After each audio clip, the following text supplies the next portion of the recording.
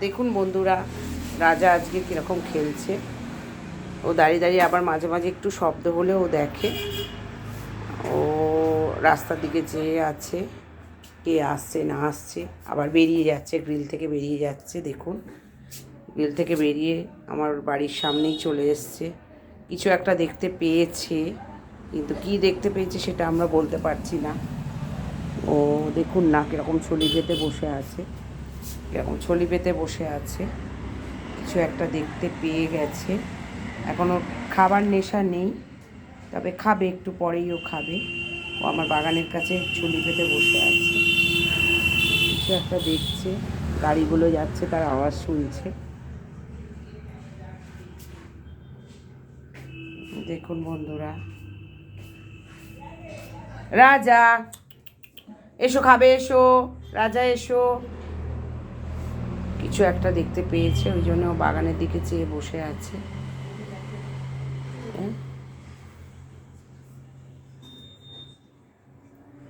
ওকে ওই জন্য নাম দিয়েছে ক্যাটু পাগলা। ও মাঝে মাঝে ক্যাট ফুড পেলে এমন করে। এসো, এই দেখুন বসে আছে।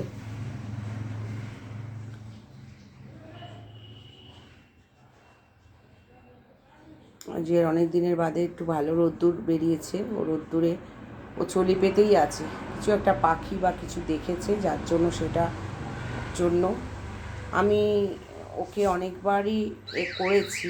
মানে এখন তো মানে মুড়ি থেকে আরম্ভ করে সবই খাচ্ছে।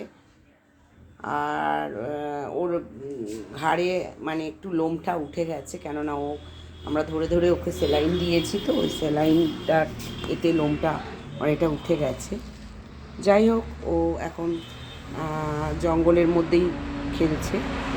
এবারে ওদের খেতে দেবো, খাওয়া এবারে হয়নি। আসো আসো রাজা, আসো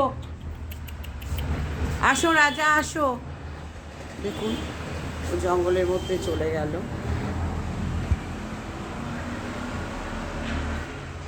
ওখানে গিয়ে বসলো। যাই হোক, ওকে এবারে খেতে দেবো। ঠিক আছে, আসছে আমরা পরের ভিডিওতে।